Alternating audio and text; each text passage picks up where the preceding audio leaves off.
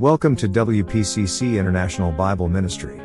This reading of Psalm 60 is taken from the New International Version of the Holy Bible. Faith comes by hearing and hearing by the Word of God. We pray you will be blessed by hearing God's Word.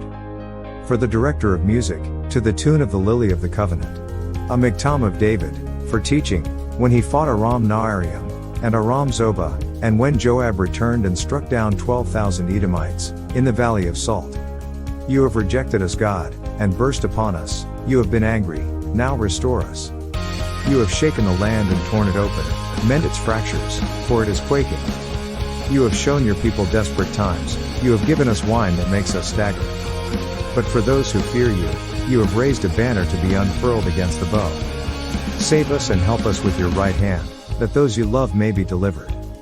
God has spoken from his sanctuary. In triumph I will parcel out Shechem, and measure off the valley of Succoth. Gilead is mine, and Manasseh is mine, Ephraim is my helmet, Judah is my scepter, Moab is my washbasin, on Edom I toss my sandal, over Philistia I shout in triumph.